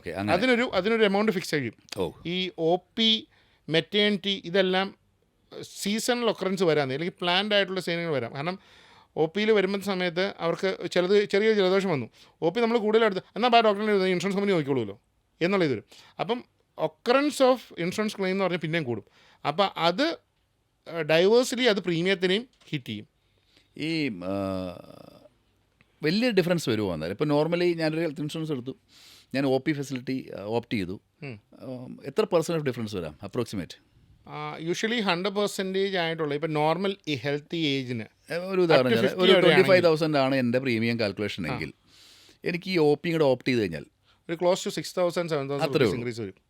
അത്രയും ഡിഫറൻസ് വരുള്ളൂ. ഡിഫറൻസ് വരും. 20% കൂടും, അത്രേ ഉള്ളൂ. കൂടും. പക്ഷേ ഒരു പ്രത്യേകത, സീനിയർ സിറ്റിസൺസിൻ്റെ കേസിനകത്ത് ഒ പി ഡി മാൻഡേറ്ററി ആയിട്ടുള്ള പ്ലാൻസും ഉണ്ട്. ആ ഒ പി ഡിയും കൂടെ ഇൻക്ലൂഡ് ചെയ്തിട്ടാണ് അവൻ ആ പ്രീമിയം തരുന്നത്. അപ്പം നമ്മുടെ ഓർഗൻസ് ഡിറ്റീരിയേറ്റ് ചെയ്യുന്ന സമയം എന്ന് വെച്ചാൽ 65 വരെ നമ്മുടെ ഹെൽത്ത് ഏജാണ്. 60 വരെ കൂട്ടിക്കോ, നമ്മുടെ ഇപ്പോഴത്തെ ലൈഫ് സ്റ്റൈലാണ്. 65 പിന്നെ അവർ പതിയെ ഓരോ അസുഖങ്ങളും വയ്യാകളും. അപ്പോൾ O P D is mandatory over there at time. അല്ലാന്നുണ്ടെങ്കിൽ എന്ത് ചെയ്യുമെന്ന് വെച്ചാൽ, ചെറിയ പനി വന്നു, ബാ മോളെ കയറിക്കോ, ആ ഇൻഷുറൻസ് കമ്പനിയുടെ ക്ലെയിം ഉണ്ട്, അത് വെച്ച് നമുക്ക് എടുക്കാം. ഇതിൻ്റെ ഒക്കറൻസ് കൂടിക്കൊണ്ടിരിക്കും. അതുകൊണ്ടാണ് നമ്മൾ ഏജ് 65 എബവ് അല്ലെങ്കിൽ സീനിയർ സിറ്റിസൺസിന് we can start it from 60 years. ഈ മെറ്റേണിറ്റി കവറേജ് ഇപ്പം അത്യാവശ്യം ഫെമിലിയർ ആയിക്കൊണ്ടിരിക്കുക, എല്ലാവർക്കും അറിയാം. കാരണം പണ്ട് നമുക്ക് വയറ്റാറ്റികളുടെ കാലത്ത് നിന്ന് ഒരു നോർമൽ ഹോസ്പിറ്റലൈസേഷൻ, ഇപ്പം എൻ്റെ മോൻ്റെയൊക്കെ ഡെലിവറി എടുത്തിരുന്ന കോസ്റ്റിംഗ് എന്ന് പറഞ്ഞാൽ 23,000 രൂപ ഉണ്ടായിരുന്നു ടോട്ടൽ. അന്ന് സിംഗിൾ റൂമൊക്കെ എടുത്തിട്ടായിരുന്നു. ഇപ്പം പാക്കേജാണ്. അപ്പം ഏത് പാക്കേജ് വേണം അപ്പച്ച എന്നുള്ളതാണ് ചോദിക്കുന്നത്. അപ്പോൾ അതുകൊണ്ട് അത് മാറി ഇപ്പം നമുക്ക് അതിനും ഒരു പാക്കേജ് ഉണ്ട്. മെറ്റേണിറ്റി സ്റ്റാർട്ടിങ് ഫ്രം നമുക്ക് 9 months തൊട്ട് മെറ്റേണിറ്റി കവറേജ് സ്റ്റാർട്ട് ചെയ്യാം. 9 months, അതുപോലെ തന്നെ 1 year waiting period, 2 year waiting period, അങ്ങനെയുള്ളതുണ്ട്. അപ്പം ഓരോന്നിലും നമുക്ക് അതേപോലുള്ള പ്ലാൻസ് നമുക്ക് അവരുടെ കസ്റ്റമൈസേഷൻ. ഉദാഹരണത്തിന് ഇപ്പം നമ്മുടെ ഒരു ക്ലയൻറ്റ് കഴിഞ്ഞ ദിവസം എടുത്തത്, അവരുടെ മകളുടെ കല്യാണം കഴിഞ്ഞപ്പോഴത്തേക്കും അവർ കൊച്ചുമോളെ കാണാൻ വേണ്ടി, അവർ നല്ല പ്രായമുണ്ട്, അപ്പോൾ അവർക്കത് കാണണമെന്നൊക്കെ ആഗ്രഹമുള്ളതുകൊണ്ട് അവർ പറഞ്ഞു എൻ്റെ മകൾക്ക് ഗിഫ്റ്റ് ചെയ്യാനുള്ള പോളിസിയാണ്. സോ ദാറ്റ് മെറ്റേണിറ്റി ആ സച്ച് അവരുടെ ഒരു പുതിയ ഫാമിലി തുടങ്ങുമ്പോൾ 1 ലക്ഷം രൂപ അല്ലെങ്കിൽ 1.5 ലക്ഷം രൂപയുടെ കോസ്റ്റിംഗ് ആ ഫാമിലിയിലേക്ക് ഹിറ്റ് ചെയ്യേണ്ട എന്ന് വിചാരിച്ച്, എന്നാൽ ഡൈവേഴ്സിലി അവർക്ക് പൈസ കൊടുക്കാനും പറ്റത്തില്ല, അവരല്ലാതെ കൊടുത്തൊരു ഒരു ഗിഫ്റ്റിംഗ് പോളിസി ആയിട്ട് നല്ല ഐഡിയ. അപ്പോൾ അങ്ങനെ കൊടുക്കുന്നത്. അപ്പം നമ്മൾ ഇതിൻ്റെ റിക്വയർമെൻറ്റ് അറിഞ്ഞിട്ട് നമ്മൾ കൊടുക്കുക ചെയ്യേണ്ടത്. ഓക്കെ. അല്ലാണ്ട് ഇപ്പം നമ്മളൊരാളുടെ അടുത്ത് ചെന്നിട്ട് മക്കൾക്ക് വേണ്ടിയിട്ട് ഇൻഷുറൻസ് പോളിസി വേണോ എന്ന് ചോദിച്ചാൽ അവരവരുടേതായി ചെയ്യുമെന്ന് പറയും. അപ്പം നമ്മൾ പറയുന്നത് സാറിന് വേണ്ടിയിട്ടുള്ള ഹെൽത്ത് ഇൻഷുറൻസ് പോളിസി ഓൾറെഡി ഉണ്ട്, അത് കാര്യങ്ങൾ നടക്കുന്നുണ്ട്. സാറിന് മോൾക്കൊരു ഗിഫ്റ്റായിട്ടൊരു പോളിസി കൊടുത്താൽ എന്താണ്, so that which covers over their own maternity, പിന്നെ അവരുടെ ഹോസ്പിറ്റലൈസേഷൻ എല്ലാം കവർ ചെയ്യുന്നുണ്ട്. ഇപ്പോൾ ഈ ഇന്ത്യ പോലുള്ള രാജ്യത്ത് ഈ ട്രീറ്റ്മെൻറ്റ് ചീപ്പാന്ന് തന്നെ പറയാം. ബാക്കിയുള്ള കൺട്രീസ് ഭയങ്കര ചീപ്പാന്ന് പറയാം. അപ്പോൾ ഗ്രാജുവലി അത് കൂടും. ഇപ്പോൾ പറഞ്ഞ പോലെ എറണാകുളത്ത് തന്നെ ഒരു നല്ല റൂം, നല്ല ഹോസ്പിറ്റൽ എടുക്കണ രജിസ്റ്റർ മുമ്പ് പറഞ്ഞ പോലെ 7,500-8,000 രൂപയോ. അതെ, ഇതൊരു സാധാരണക്കാരന് അഫോർഡ് ചെയ്യാൻ പറ്റത്തില്ല. തീർച്ചയായിട്ടും. പിന്നെ ഒരു ക്രിട്ടിക്കൽ ഇൽനെസ് വന്നു കഴിഞ്ഞാൽ ICU മാൻഡേറ്ററി ആണ്. അതെ. ഇപ്പോൾ ഈ അതായത് ഗോയിങ് ഫോർവേഡ് നമ്മൾ ഈ പുറത്ത് US-ലും അല്ലെങ്കിൽ UK യിലൊക്കെ ഉള്ള പോലെ തന്നെ ഈ കോസ്റ്റ് കൂടാൻ സാധ്യതയുണ്ട്. കാരണം ഡോക്ടേഴ്സിൻ്റെ പേയ്മെൻറ്റ്, ഹോസ്പിറ്റൽ മെയിൻ്റനൻസ്, അതാരെയും പറഞ്ഞിട്ട് കാര്യമൊന്നുമില്ല. അപ്പോൾ ഇത് കമ്പൽസറി ആയിട്ട് ഇൻഷുറൻസ് എടുക്കാൻ പറ്റാതെ ഇരിക്കുന്ന ഒരു സിറ്റുവേഷനിലേക്ക് വരും. എടുത്തേ പറ്റൂ. അത് വളരെ വിദൂരമാണ്. കാരണം എന്താണെന്ന് വെച്ചാൽ US-ലുള്ള ട്രീറ്റ്മെൻറ്റ്സിൻ്റെ ഒരു 25% 30% ഇന്ത്യയിലായിട്ടുള്ളൂ. അതുകൊണ്ടാണ് നമ്മുടെ ഇവിടെയുള്ള പല ആൾക്കാരും വെളിയിൽ പോയി ട്രീറ്റ്മെൻറ്റ് എടുത്തിട്ട് വരുന്നത്. കോസ്റ്റ് കൂടും. ഈ നമ്മളിവിടുന്ന് അത് പറഞ്ഞപ്പോഴാണ് ഒരു കാര്യം ചോദിക്കുന്നത്. എനിക്ക് ഹെൽത്ത് ഇൻഷുറൻസ് ഉണ്ട്. ഞാനൊരു ഫോറിൻ ട്രിപ്പിന് പോയി. ഓക്കെ. എനിക്ക് അവിടെ വെച്ചൊരു അസുഖം വന്നു. അത് കവർ ചെയ്യുന്ന പോളിസി ഉണ്ടോ? നമുക്ക് 2 രീതിയിൽ ആ പോളിസീസ് ഉണ്ട്. ഒന്ന്, നമുക്ക് എമർജൻസി ഹോസ്പിറ്റലൈസേഷൻ. ഞാൻ കൂടുതൽ ഇന്ത്യയിലാണ് നിൽക്കുന്നതെന്നുണ്ടെങ്കിൽ ഇന്ത്യയിലുള്ള കവറേജും, പിന്നെ ഞാനൊരു ട്രിപ്പിന് എവിടെയെങ്കിലും പോകുന്നു, ആ സമയത്ത് അവിടെയുള്ള എന്തെങ്കിലും എമർജൻസി, എനിക്കൊരു കാർഡിയാക് അറസ്റ്റ് വന്നു, ഒരു ആക്സിഡൻറ്റ് വന്നു, ഇതൊക്കെയാണ് എമർജൻസി ഹോസ്പിറ്റലൈസേഷൻ്റെ ഒരു എക്സാമ്പിൾസ്. അതായിട്ട് നമുക്ക് അവിടെ പോയി ട്രീറ്റ് ചെയ്യുന്നതിന് വളരെ ചീപ്പർ കോസ്റ്റേ ഉള്ളൂ. അതേസമയം നമുക്ക് അൺലിമിറ്റഡ് ആയിട്ടുള്ള പ്ലാൻസ് ഉള്ളുണ്ട്. എന്ന് വെച്ചാൽ ഞാനൊരു പ്ലാൻഡ് സർജറി സെറ്റ് ചെയ്ത് എനിക്ക് അവിടെ പോയി ട്രീറ്റ് ചെയ്യാം വിത്ത് അവർ ഇൻഷുറൻസ് പോളിസി. നമ്മുടെ ഇന്ത്യയിലുള്ള ഇൻഷുറൻസ് പോളിസി വെച്ച് നമുക്ക് അവിടെ പോയി ട്രീറ്റ്മെൻറ്റ് കവർ ചെയ്യാനുള്ള പോളിസീസും ഉണ്ട്. പക്ഷേ പൊതുവേ ഞാനൊരു 2 പോളിസീസേ കൊടുത്തുള്ളൂ. 2 പേരും അവിടെ ഇൻ്റർനാഷണൽ ട്രിപ്സ് അധികമായിട്ട് പോകുന്ന ആൾക്കാർക്ക് കൊടുക്കുന്നത്.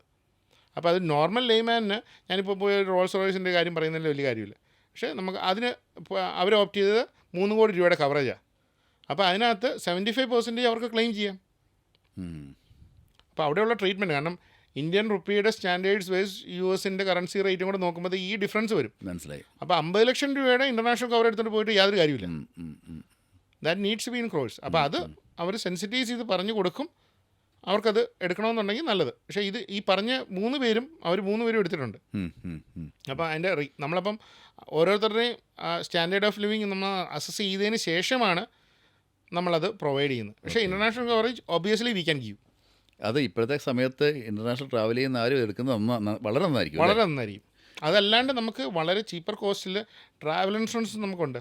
ഈ ട്രാവൽ ചെയ്യുമ്പോൾ മാത്രം എടുക്കാൻ പറ്റുന്നുണ്ട്. ട്രാവൽ ചെയ്ത് മാത്രം എടുക്കാം. ഇപ്പം ഞാൻ അങ്ങനെയൊന്നും പോകുന്നില്ല. ഞാനിപ്പം ഇപ്പം പേരൻസ് പറയുന്നു ഞാൻ മക്കളെ കണ്ടിട്ട് വരാം, ഒരു 60 എബോവ് ഉള്ള ഒരു ഏജിലുള്ള ഒരു വ്യക്തി അവിടെ എന്തെങ്കിലും കാർഡിയാക് അറസ്റ്റ് എന്തെങ്കിലും വന്നു കഴിഞ്ഞാൽ ഈ മകൻ്റെ സമ്പാദ്യം മുഴുവൻ പോവും. അപ്പോൾ അതും പകരം അത് ക്ലെയിം ചെയ്യുന്ന ഇവിടെ വന്നിട്ട് റീഇംബേഴ്സ്മെൻ്റ് ആയിട്ട് അത് ക്ലെയിം ചെയ്ത് എടുക്കുകയും ചെയ്യാം. ഈ ട്രാവൽ ഇൻഷുറൻസ് വരെ എടുക്കാൻ പറ്റും. സ്റ്റാർട്ട് ഫ്രം ഓൺലി 3,000, 3,500 സ്റ്റാർട്ട് ചെയ്യും. അത്രേ ഉള്ളൂ. അവിടെ ചെന്ന് നമുക്ക് വളരെ പരിചയമുള്ളൊരു സുഹൃത്ത്, പുള്ളിയുടെ ഫാദർ അവിടെ പോയി, അവിടെ ചെന്ന് പുള്ളിക്ക് കാർഡിയാക് അറസ്റ്റ് വന്നു. അത് കഴിഞ്ഞിട്ട് പുള്ളി മരിച്ചുപോയി. ആ ട്രീറ്റ്മെൻറ്റ് കോസ്റ്റ് തന്നെ ഏകദേശം 1.25 കോടി രൂപയോളം വന്നു. അപ്പോൾ ആ സ്ട്രഗിൾസ് അമ്മ. അപ്പോൾ അങ്ങനെയുള്ളവർക്ക് ഈ എമൗണ്ട് വളരെ ഹെൽപ്ഫുള്ളായിരിക്കും. നമ്മൾ ഹെൽത്ത് ഇൻഷുറൻസിൻ്റെ കാര്യങ്ങളെല്ലാം അത്യാവശ്യം സംസാരിച്ചു. പക്ഷേ ഒരു കാര്യം എനിക്ക് ചോദിക്കാനുണ്ട്. ഓക്കെ. ഇപ്പോൾ ഈ പോസ്റ്റ് ഓഫീസിലൊക്കെ ഒരു സ്കീംസ് ഉണ്ട്, 800 രൂപ. ഓക്കെ. എനിക്ക് എക്സാക്ട്ലി അറിയില്ല. 899 കറക്റ്റ്. പോസ്റ്റ് ഓഫീസിന് അതേ ആ ഒരു പോളിസി ഓക്കെ നമ്മൾ പുറത്തെടുക്കുകയാണെങ്കിൽ, പുറത്തൊരു കമ്പനിയിൽ നിന്ന് എടുക്കുകയാണെങ്കിൽ അതിൻ്റെ റേറ്റ് കൂടുതലാണ്. അപ്പോൾ അതിനകത്ത് എന്തൊക്കെയാണ്, ഇപ്പോൾ നമ്മൾ മുമ്പ് പറയും എന്തൊക്കെ എക്സ്ക്ലൂഷൻസ് ആണോ, എന്തൊക്കെ ഹിഡൻ കാര്യങ്ങളാണ് അതിനകത്തുള്ളത്? ഹിഡൻ കാര്യങ്ങളൊന്നുമില്ല. ആൾക്കാർ പറയുമ്പോൾ അത് ഹിഡൻ ആക്കി വെക്കുന്നു എന്നുള്ളൂ. ഒരു പോളിസി ഡോക്യുമെൻ്റ് വരുമ്പോൾ അതിനകത്ത് വളരെ വ്യക്തമായിട്ട് കൊടുത്തിട്ടുണ്ട്. ഈ പറഞ്ഞ പോളിസിയിൽ ഡിഡക്റ്റബിൾ എന്ന് പറഞ്ഞൊരു പോർഷനുണ്ട്, 2 lakh ഡിഡക്റ്റബിൾ എന്ന് പറഞ്ഞൊരു പോർഷനുണ്ട്. ഉദാഹരണത്തിന് ഞാൻ ഈ പോളിസി എടുത്തു, ഈ 899 പോളിസി എടുത്തു.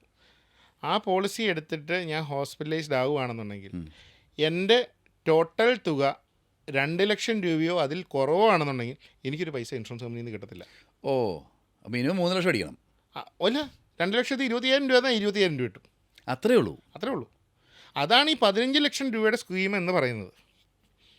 15 ലക്ഷം രൂപയുടെ സ്കീം എന്ന് പറയുന്നതിനകത്ത് ഈ ആദ്യത്തെ 2 ലക്ഷം രൂപ ഇത് ഇവിടെയാണ് ഏറ്റവും കൂടുതൽ കോസ്റ്റിംഗ് വരുന്നത്. അതായത് ഓക്കെ, അണ്ടർസ്റ്റുഡ്. 15 ഇപ്പോൾ ഒരു 5 ലക്ഷം രൂപ എന്നാൽ 3 ലക്ഷം കിട്ടും. 3 ലക്ഷം കിട്ടും. 2 ലക്ഷം കിട്ടില്ല. അതിനകത്ത് കൺസ്യൂമർ കവറേജ് ഇല്ല. അതുപോലെ തന്നെ റൂം റെൻറ്റിന് സിംഗിൾ സ്റ്റാൻഡേർഡ് റൂമേ ഉള്ളൂ. അങ്ങനെയുള്ള കണ്ടീഷൻസ് നിറയുണ്ട്. ഒരു ബേസ് പോളിസിയുടെ അതിൽ നിന്ന് 2 ലക്ഷം രൂപ തരത്തില്ല എന്ന് പറയുന്ന ഒരു പോളിസിയാണ് ഡിഡക്റ്റബിൾ പോളിസി. ഇതിനെ വളരെ പ്രാധാന്യമായിട്ട് പല ആൾക്കാരും പറയുന്നുണ്ട്. പല സോഷ്യൽ മീഡിയയിലും ഇതിങ്ങനെ വരുന്നുണ്ട്.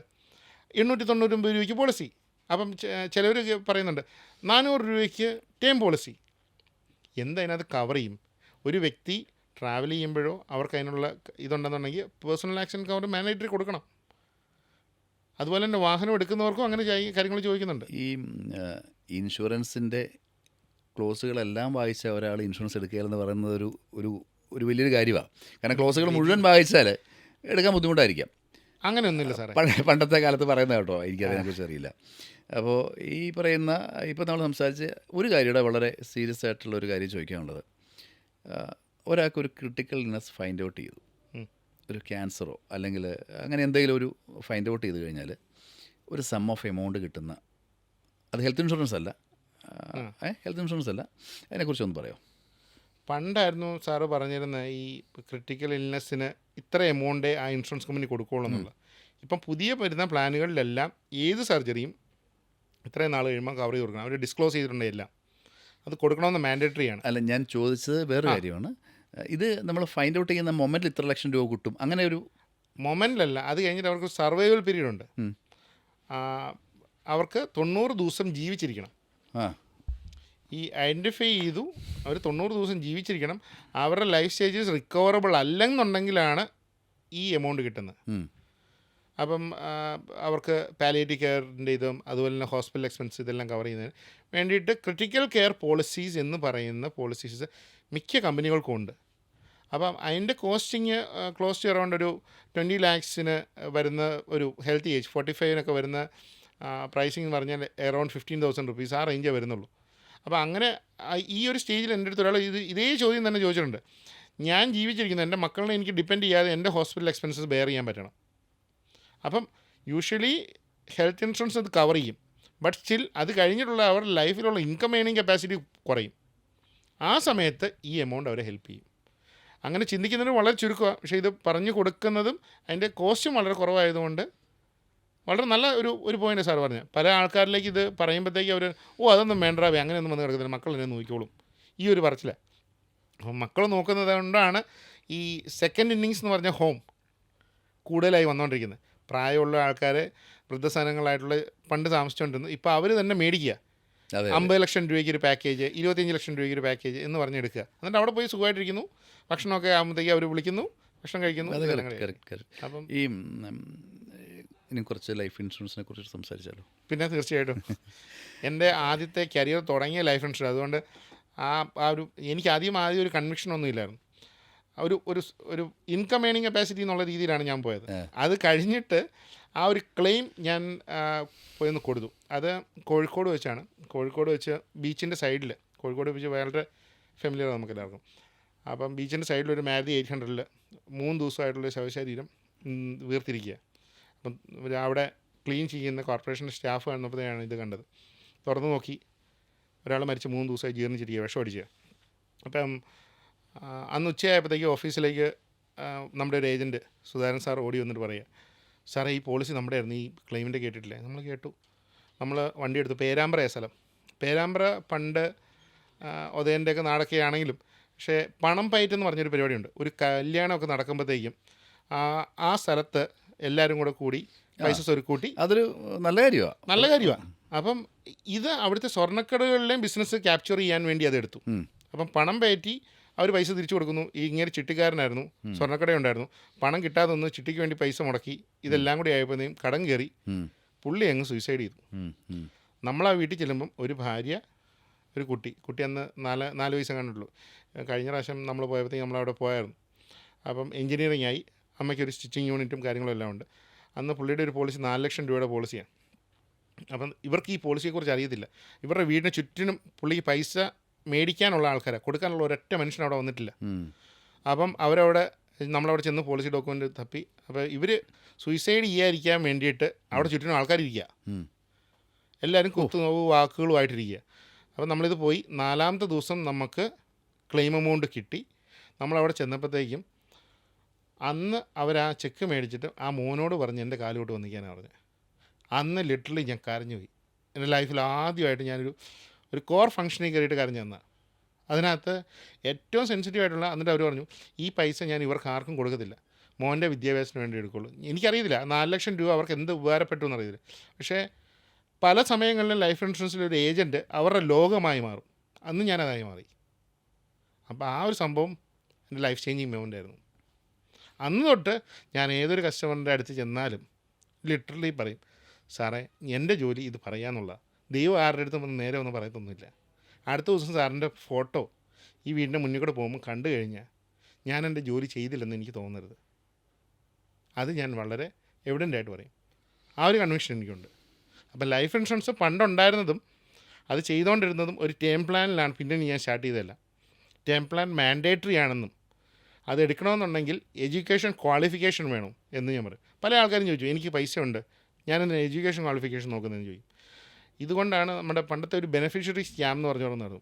എന്ന് വെച്ചാൽ നോർത്ത് ഇന്ത്യയിലൊക്കെ ഈ ജമീന്ദാഴ്സുമാരുണ്ട്, അവരെല്ലാം അവിടുത്തെ പണിക്കാരുടെ പേരിൽ ഇൻഷുറൻസ് എടുക്കും, എന്നിട്ട് അവർ തട്ടിക്കളയും.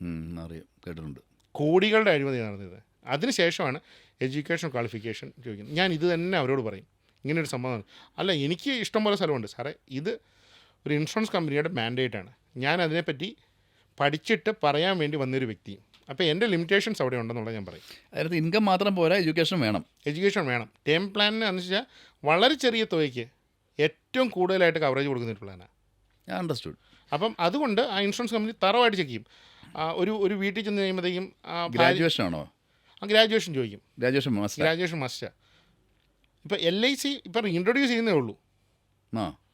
അപ്പം ബാക്കിയുള്ള കമ്പനീസ് എല്ലാം ക്യാപ്ചർ ചെയ്ത് കഴിഞ്ഞു. അപ്പം LIC ഓൾഡ് മോഡൽ സ്കൂളൊന്നുമല്ല, എന്നൊന്നും ഞാൻ പറയുന്നില്ല. 1,49,00,000 ലക്ഷം കോടി രൂപയാണ് അവരുടെ റവന്യൂ വരുന്നത്. അവരുടെ ഫിക്സഡ് അസറ്റ്സും അത്രയും തന്നെ ഉണ്ട്. ഇപ്പോഴും അവരാണ് ഏറ്റവും ബിഗസ്റ്റ് ജയൻറ്റ്. പക്ഷേ പ്രശ്നം എന്താ, ഇതെങ്ങനെ പ്രസൻറ്റ് ചെയ്യണമെന്ന് അറിയാവുന്ന വളരെ ചുരുക്കം ആൾക്കാരേ ഉള്ളൂ. അവിടെയാണ് ആ പാളിച്ച വന്നത്. പുതിയ സ്റ്റേജിലുള്ള ലൈഫ് ഇൻഷുറൻസ് കമ്പനികൾ അവരെ ട്രെയിൻ ചെയ്യും. ഒരു 3 മാസത്തെ 6 മാസത്തെ കരിക്കുലം വെച്ച് ട്രെയിൻ ചെയ്തിട്ടാണ്, അവരുടെ കൂടെ ട്രെയിനേഴ്സ് ഉണ്ടാവും, അവരായിരിക്കും ചെയ്യുന്നത്. സെയിൽസ് മാനേജർ ഉണ്ടാവും. രജേഷ് വളരെ കറക്റ്റാണ്. കഴിഞ്ഞ ദിവസം എൻ്റെ വീട്ടിൽ എൻ്റെ വീടിനടുത്തുള്ള ഒരു ഏജൻറ്റ്, LIC ഏജൻറ്റ് വന്നു.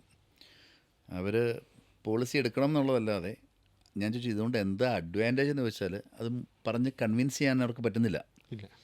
ഇപ്പോഴും വരുന്നില്ല. ബട്ട് ലാക്ക് ഓഫ് ട്രെയിനിങ്ങിൻ്റെ എന്ന് പറഞ്ഞാൽ നമ്മൾ ഇത് എടുക്കുന്ന നമ്മുടെ കസ്റ്റമേഴ്സിന് ഈ ശരിക്കും ഒരു ട്രെയിനിങ് നമ്മൾ കൊടുക്കണ്ടേ. അതാണിപ്പം വേണ്ടത്. പണ്ട് നമ്മൾ ഏജൻസിനാണ് ട്രെയിൻ ചെയ്തുകൊണ്ടിരുന്നത്. ഇപ്പം നമ്മൾ കസ്റ്റമറിനെ പഠിപ്പിക്കണം, ട്രെയിൻ ചെയ്ത് അവർക്ക് മനസ്സിലാക്കി കൊടുക്കണം ഇതിൻ്റെ ആവശ്യകത എന്താ. Then they will keep the document equivalent to gold. Correct. പല ആൾക്കാരും ഇതൊരെണ്ണം മേടിച്ചു, ആ ഡോക്യുമെൻ്റ് പണ്ട് LICയുടെ ഒരു സർട്ടിഫിക്കറ്റാണ്, ഒരു ചെറിയൊരു ബില്ലിൻ്റെ കഷ്ണം പോലെയാണ്, അതവരെവിടെയെങ്കിലും എടുത്ത് നോക്കും. രജിസ്റ്റർ മുമ്പേ നമ്മൾ ചോദിച്ച പോലെ ഈ ടേം നമ്മളിപ്പോൾ വണ്ടിക്ക് ഇൻഷുറൻസ് അടയ്ക്കുന്നു, ഒരു വർഷം ആക്സിഡൻറ്റ് പറ്റിയില്ലെങ്കിൽ ആ കാശ് പോകുന്നു എന്നുള്ള പോലെ അല്ലല്ലോ ഇപ്പോഴത്തെ പുതിയ ടേം ഇൻഷുറൻസിൻ്റെ പുതിയ സ്കീംസ് വന്നിരിക്കുന്നത്. നമ്മൾ അടയ്ക്കുന്ന പൈസ തിരിച്ച് കിട്ടുന്ന ഒരു രീതിയിലാണല്ലോ. അതിനെക്കുറിച്ച് പെട്ടെന്ന് പറയാമോ? ഒരു വാസ്റ്റ് സബ്ജക്റ്റിലേക്കാണ് സാർ എന്നെ വലിച്ച് നീട്ടിയത്. ഇതിനകത്ത് ടേം ഇൻഷുറൻസിൽ നമുക്ക് നമ്മുടെ ആദ്യം എടുക്കുന്ന സമയത്തുള്ള ചിന്താഗതി ആയിരിക്കില്ല നമ്മൾ ഒരു 60 years ആഫ്റ്റർ ദാറ്റ്. അപ്പോൾ എനിക്ക് ലയബിലിറ്റി ഒന്നും ഇല്ലെങ്കിൽ why should I pay the insurance for term plan? അപ്പോൾ അങ്ങനെ ഉള്ളപ്പം we can recover the money what we have paid. നമ്മൾ അടച്ചേക്കുന്ന കംപ്ലീറ്റ് തുകയും റിട്ടേൺസ് ഒന്നും ഉണ്ടാകത്തില്ല, തിരിച്ച് കിട്ടും. അത് നമുക്ക് ബേസിക് പ്ലാനിങ് നമുക്ക് കൊടുക്കാൻ പറ്റുന്നുണ്ട്, ഒരു ചിട്ടി പോലെ അത്രേ ഉള്ളൂ. പക്ഷേ അതിനൊരു ഗുണം എന്താ, 1 കോടി രൂപയുടെ കവറേജ് ഉണ്ട്, ചിട്ടിക്കകത്ത് അതില്ല. ഓക്കെ, അപ്പം അതൊരു പുതിയ ഇൻഫോർമേഷനാണ്. കാരണം ടേം ഇൻഷുറൻസ് എല്ലാവർക്കും അറിയാവുന്നത്, അല്ലെങ്കിൽ അത്രയും എക്സ്പേർട്ട് ആയിട്ടുള്ള ആൾക്കാർക്ക് ഇതിനെക്കുറിച്ച് അറിയാൻ എനിക്ക് തോന്നുള്ളൂ. അടച്ച പൈസ പോകുന്നുള്ള ധാരണ കൊണ്ടായിരിക്കാം. പക്ഷേ എന്നാ പറഞ്ഞാലും ഈ ഞാൻ ആദ്യം പറഞ്ഞ പോലെ തന്നെ വളരെ മാൻഡറ്ററി ആണ് ഈ പറയുന്ന 3 കാര്യങ്ങളും. തീർച്ചയായും ടേം ഇൻഷുറൻസ് മസ്റ്റാണ്. അറ്റ്ലീസ്റ്റ് നമ്മുടെ ബാധ്യതയ്ക്കുള്ള പൈസയെങ്കിലും, അതായത് എൻ്റെ ഹോം ലോണോ എൻ്റെ കാർ ലോണോ എൻ്റെ പേഴ്സണൽ ലോൺസിനോ ഉള്ള കവറേജ് എങ്കിലും ഞാൻ മരിച്ചാൽ എൻ്റെ വീട്ടിൽ. ഒരു കാര്യവും കൂടെ അതിൻ്റെ കൂടെ ചേരണം. ഈ ലോൺസ് അല്ലാണ്ട് ഏറ്റവും വലിയൊരു ഉത്തരവാദിത്വം നമ്മുടെ family. Correct. If they care for them they will definitely take it. Correct. അങ്ങനെ അല്ലാത്ത ഒരാളെ I will call dum literally as an irresponsible person എന്നുള്ളത് ഞാൻ പറയുള്ളൂ. അതാ പറഞ്ഞത്, അറ്റ്ലീസ്റ്റ് നമ്മുടെ ലൈബിലിറ്റിക്ക് അനുസരിച്ചെങ്കിലും ആ ലൈബിലിറ്റിക്ക് ഈക്വലായിട്ടെങ്കിലും ഒരു ടൈം പോളിസി എടുക്കുന്നത് വളരെ നന്നായിരിക്കും. അത് മസ്റ്റാണ്, മാൻഡേറ്ററിയാണ്. അതുപോലെ ഹെൽത്ത് ഇൻഷുറൻസ് പോളിസി ഇല്ലാത്ത ആൾക്കാർ എന്ത് വില കൊടുത്തിട്ടും ഹെൽത്ത് ഇൻഷുറൻസ് പോളിസി എടുക്കുക. ഇപ്പോൾ ഗവൺമെൻറ് കുറേ പോളിസീസ് വരുന്നുണ്ട്. അതിന് കുറേ ഈ പറഞ്ഞ പോലെ നമ്മളീ പറഞ്ഞ പോലെ എല്ലാം കവർ ചെയ്ത് പോകണം നിർബന്ധമൊന്നുമില്ല. ഫുള്ളി കവേർഡ് അല്ല. ഗവൺമെൻറ് പോളിസീസ് ഉണ്ട് സാറേ, ഉണ്ട്. പക്ഷേ അതിൻ്റെ റീച്ച് എത്തിയിട്ടില്ല. കാരണം BPL ഫാമിലീസിന് കൊടുക്കുന്ന പോളിസീസ് ഉണ്ട്, ഇല്ലെങ്കിൽ സീനിയർ സിറ്റിസൺസിന് കൊടുക്കുന്ന പോളിസീസ് ഉണ്ട് 5 ലക്ഷം രൂപ. പക്ഷേ കേരളത്തിൽ ഇതുവരെ ആക്റ്റീവ് അല്ല. ഒരു ഹോസ്പിറ്റലിൽ പോലും അത് ആക്റ്റീവ് ആയിട്ടില്ല. അപ്പോൾ എല്ലാവരും പറയും ഞാൻ 5 ലക്ഷം രൂപയുടെ ഗവൺമെൻറ് പോളിസി എടുത്തിട്ടുണ്ട്. You will not get the claim in Kerala. May be ഫ്യൂച്ചറിൽ വരാം, പക്ഷേ ഇന്ന് ഈ നിമിഷം വരെ അത് കേരളത്തിൽ കവേർഡ് അല്ല. അപ്പോൾ അതുകൊണ്ട് എൻ്റെ റിക്വസ്റ്റ് എന്ന് പറയുന്നത് ഒരേ ഒരു കാര്യം മാത്രമേ ഉള്ളൂ, നമ്മളിത് മനസ്സിലാക്കിയിട്ട് എടുക്കണം എന്നുള്ളേ ഉള്ളൂ. അറിഞ്ഞ് മനസ്സിലാക്കണം. അല്ലാണ്ട് വെറുതെ ഒരാൾ വന്ന് പറഞ്ഞു എൻ്റെ പരിചയക്കാരനാണ്, എൻ്റെ ബന്ധുക്കാരനാണെന്ന് പറയുന്നത്. നമുക്കൊരു ക്ലെയിംസ് ടീമുണ്ട്, അസിസ്റ്റൻസ് ടീമുണ്ട്, പോളിസി റിമൈൻഡർ ടീമുണ്ട്. ഇതെല്ലാം നമ്മൾ സെറ്റ് ചെയ്തേക്കാനുള്ള കാര്യം എന്ന് വെച്ചാൽ ഇതെല്ലാം റിക്വയർമെൻറ്റാണ്, അവർക്ക് പറഞ്ഞ് മനസ്സിലാക്കി കൊടുക്കണം. കറക്റ്റ്. അപ്പം എല്ലാ വർഷവും റിന്യൂവൽ വരുമ്പോഴും നമ്മൾ അവരെ അപ്ഡേറ്റ് ചെയ്യും. എന്തെങ്കിലും ഹെൽത്ത് സ്റ്റാറ്റിസ്റ്റിക്സിന് ചേഞ്ചസ് ഉണ്ടോ, അതുണ്ടെങ്കിൽ അത് അപ്ഡേറ്റ് ചെയ്താൽ when they go for the next porting ഇതെല്ലാം പോളിസി ഡോക്യുമെൻ്റ് ഉണ്ടാവും. സോ ദാറ്റ് അവരുടെ ക്ലെയിം കറക്റ്റായിട്ട് പേ ചെയ്ത് കൊടുക്കും. അതായത് നമുക്ക് ഇപ്പോൾ പോർട്ടിംഗ് എന്ന് പറഞ്ഞാൽ പോർട്ടിംഗ് എന്ന് പറഞ്ഞു കഴിഞ്ഞാൽ നമ്മളിപ്പോൾ ഈ നിലവിലുള്ള X എന്ന് പറയുന്ന കമ്പനിയിൽ നിന്ന് Yയിലേക്ക് നമുക്ക് പോർട്ട് ചെയ്യാം. ഏത് കമ്പനിയിലേക്ക് വേണം പോർട്ട് ചെയ്യാം. നേരത്തെ നമ്മൾ എസ്കോട്ടിൽ നിന്ന് BSNL ആയി, BSNL നിന്ന് ഇങ്ങോട്ട് മാറിയ പോലെ പോർട്ട് ചെയ്യാം. ഏത് കമ്പനിയിലേക്ക് പോർട്ട് ചെയ്യാം. നിലവിലുള്ള എല്ലാ ഇൻക്ലൂഷൻസും അതിനകത്ത് കിട്ടും. ഒരു മാറ്റമില്ല. പോർട്ട് ചെയ്തെന്ന് പറഞ്ഞ് അത് നമുക്ക് ഇത്രയും തള്ളിക്കളയാൻ പറ്റത്തില്ല. ഒന്നും പറ്റത്തില്ല. ഓക്കെ. പിന്നെ ഒരു പുതിയ റൂളും കൂടെ വന്നിട്ടുണ്ട്, മൊറട്ടോറിയം എന്ന് പറഞ്ഞൊരു സാധനം വന്നിട്ടുണ്ട്. 4 വർഷം കഴിഞ്ഞ് പ്രീമിയം അടച്ചേക്കുന്ന ഏതൊരു പോളിസിക്കും എന്ത് അസുഖം വന്നാലും കൊടുത്തുകൊള്ളണം. നിയമം IRDA റൂളാണ്. They cannot be rejected or denied. അങ്ങനെ ഒരു കേസുമായിട്ട് ഓംബുഡ്സ്മാനിലേക്ക് പോയി കഴിഞ്ഞാൽ they will definitely get the claim. Register ഇതിനൊരു വളരെ എക്സ്പേർട്ടാണെന്ന് എനിക്കറിയാം. ഈ ക്ലെയിം മേടിച്ച് കൊടുക്കുന്നതിനകത്ത് അത് വലിയൊരു പുണ്യമാണ്. സത്യം, അതൊരു വലിയ സർവീസാണ്, അതൊരു പുണ്യമാണ്. അതിനകത്ത് നിങ്ങൾ ഭയങ്കര എക്സ്പേർട്ടാണെന്ന് എനിക്കറിയാം. അപ്പോൾ ഈ പറയുന്ന പോലെ ഈ പോർട്ടിങ്, നമ്മൾ ഈ ബെനിഫിറ്റ്സ് പോവാതെ പോർട്ട് ചെയ്യുന്നത്, ഇതൊക്കെ എല്ലാവർക്കും ഒന്നും അറിയാൻ തോന്നണല്ലോ ഇപ്പോൾ. ഓക്കെ, അതുകൊണ്ട് ഞാൻ അന്ന് തുടങ്ങിയപ്പോഴേ ഞാൻ സാറിനോട് പറഞ്ഞു വാസ്റ്റ് സബ്ജക്റ്റാണ്, നമുക്ക് ഇതിനകത്ത് കുറേ സമയം എടുക്കും. കാരണം ക്ലെയിംസിൻ്റെ അസിസ്റ്റൻസ് ഞാൻ അന്ന് എൻ്റെ ആക്സിഡൻറ്റിൽ ഹോസ്പിറ്റലിൽ കിടന്നപ്പം എനിക്ക് 1.5 ലക്ഷം രൂപയെ ക്ലെയിം വന്നുള്ളൂ. അതേ സമയത്ത് എന്നെ എതിരെ വന്ന വണ്ടി ഇടിച്ചിട്ടിട്ട് പോയ സംഭവത്തിന് ആ വണ്ടിക്കെതിരെ ക്ലെയിം കൊടുത്ത് അവരുടെ ഇൻഷുറൻസിൽ നിന്ന് എനിക്ക് പൈസ മേടിച്ച് തരാമായിരുന്നു. അന്ന് എനിക്ക് പറഞ്ഞു തരാൻ ആരുമില്ല, പക്ഷേ ഇന്ന് എനിക്ക് പറഞ്ഞു കൊടുക്കാൻ പറ്റും. കറക്റ്റ്. ആ ഒരു ഡിഫറൻസ് ഉണ്ട്. അപ്പോൾ നമ്മൾ തൽക്കാലം അതിൻ്റെ പേര് അടുത്ത നമ്മുടെ സെഷൻ എന്ന് പറഞ്ഞാൽ അതിലും വലിയൊരു സബ്ജക്റ്റിലേക്ക് വന്നേ, തീർച്ചയായിട്ടും. ലൈഫ് ഇൻഷുറൻസ് എങ്ങനെ എടുക്കണം, അല്ലെങ്കിൽ അതിൻ്റെ അഡ്വാൻറ്റേജ് എന്താണ്, അത് ഇൻവെസ്റ്റ്മെൻ്റ് ആയിട്ട് കാണാൻ പറ്റുമോ, ഓക്കെ, അങ്ങനെ കുറേ കാര്യങ്ങളുണ്ട് നമുക്ക് ഡിസ്കസ് ചെയ്യാൻ. തീർച്ചയായിട്ടും. അപ്പോൾ അടുത്ത സബ്ജക്റ്റ് നമുക്ക് അതിനായിട്ട് പ്രിപ്പയർ ചെയ്യാം. ശരി സാറേ, വളരെ Thank you. സന്തോഷം. Thank you.